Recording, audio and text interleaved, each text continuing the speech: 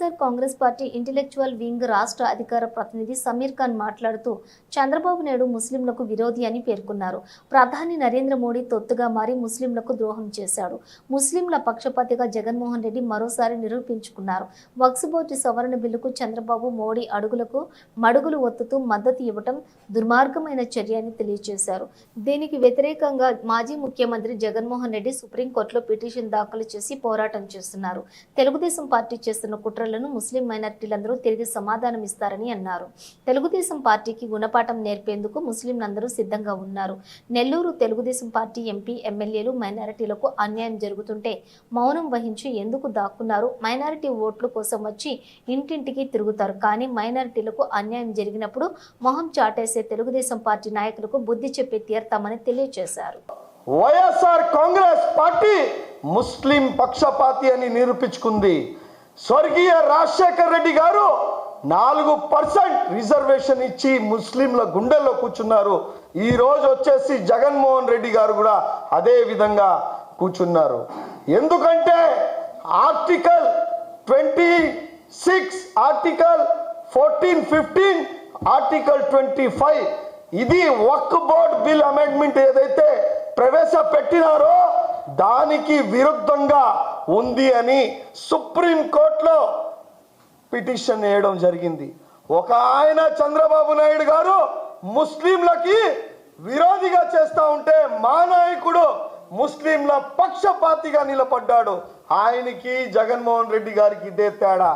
ఇంకోటి, జగన్మోహన్ రెడ్డి గారు ముస్లింలకి ఏ విధంగా కూడా తూట్లు పుడ్చలేదు, ముస్లింల వెన్నుపోటు పుడవలేదు, ముస్లింలకి ఏ విధంగా కూడా ఇబ్బంది కలగకుండా చూసినాడు. కానీ ఇటువంటి మా తలకాయలు మా అన్ని నరకడానికి వచ్చిన ఈ చంద్రబాబు నాయుడు గారే. ఇంకో మాట నేను చెప్పదలుచుకుంటున్నా, ఈరోజు సుప్రీంకోర్టులో ఇండివిజువల్ పార్టీస్ ఏదైతే యానికి ఇండిపెండెంట్ పార్టీస్ ఏదైతే ఉన్నాయో ఆ పార్టీస్ అన్ని సుప్రీంకోర్టుకి పోవడం జరిగింది.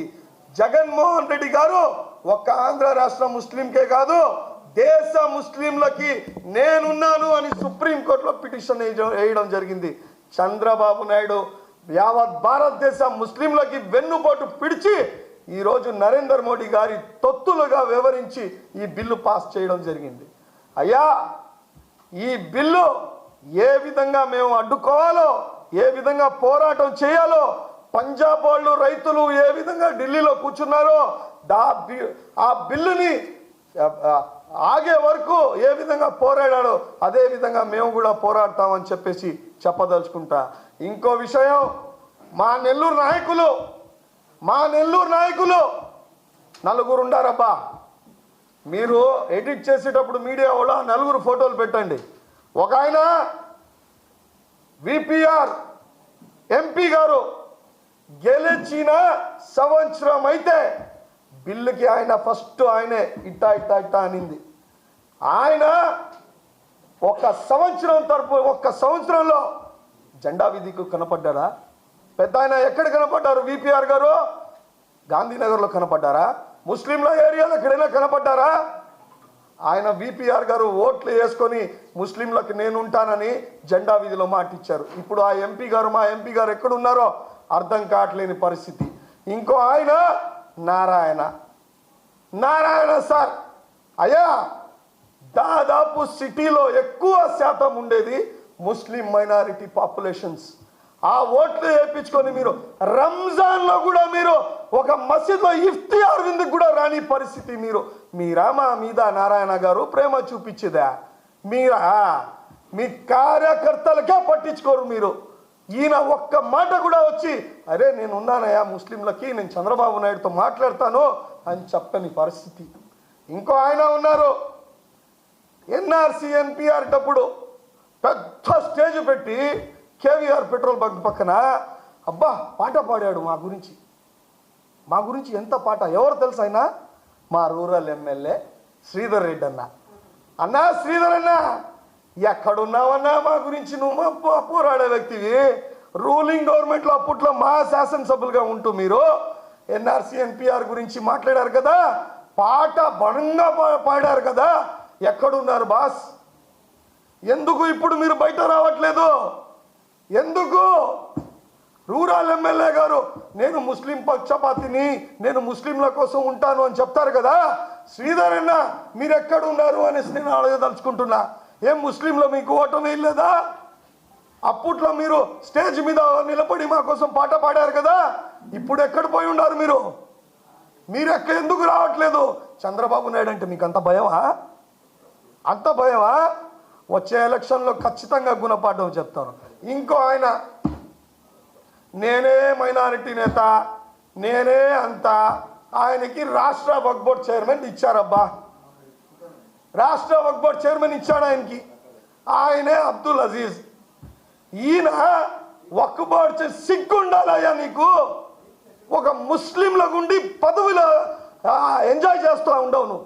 సిగ్గుండాలి అజీజ్ భాయ్ నీకు. సిగ్గు లజ్జ ఉంటే రాజీనామా చేయి. మీలాంటి వాళ్ళు పోయి రాజీనామా చేస్తే ఈరోజు బిల్లు పాస్ అయ్యే పరిస్థితి ఉండేది కాదు. మీరు పోయి చంద్రబాబు నాయుడు గారిని తొత్తులుగా వివరిస్తారా? వక్ఫ్ బోర్డ్ మీ అబ్బా సొత్తా? చంద్రబాబు నాయుడుకి అబ్బా సొత్తా? ఎవరు అబ్బా సొత్తు? నరేంద్ర మోడీ గారు అబ్బా సొత్తా? ఇది అల్లా ప్రాపర్టీ, ఇది మా ప్రాపర్టీ, మా మసీద్లు, మా దర్గాలు. మీకు సిగ్గు లేకుండా మా పేరు చెప్పుకుంటా మైనారిటీలు మీ వెనకాల ఉన్నారని అజీజ్ భాయ్ నువ్వు పోయి వక్ఫ్ బోర్డ్ ఎంజాయ్ చేస్తున్నావా? వక్ఫ్ బోర్డ్ ఆస్తులు లీజ్ చేయడానికి ఏ హక్కు ఉందా నీకు? ఏ హక్కు ఉంది? ఈరోజు మీరు కానీ రాజీనామా చేస్తుంటే డమ్మీలు 3 ఎమ్మెల్యేలు, ఒక ఆయన మంత్రి, ఆయన ఎన్ని మసీదులు స్టేట్లో ఉన్నాయి కూడా తెలియదు ఆయనకి, ఈ మైనారిటీ మంత్రి గారికి ఫారూక్ భాయ్కి. ఆయన వీళ్ళు మిగతా ఎమ్మెల్యేలు డూపులు కొడుతున్నారు. నిన్న జరిగిన ర్యాలీలో తెలుగుదేశం పార్టీలు వచ్చి డూపులు కొడుతున్నారు. ఏ రాజీనామా చేస్తే ఏం పోతాయా మీకు? ఏమవుతుంది? రాజీనామా చేస్తుంటే చంద్రబాబు నాయుడు గారు ముందర అడిగేసేవాడా? భయపడేవాడు కదా. ఇది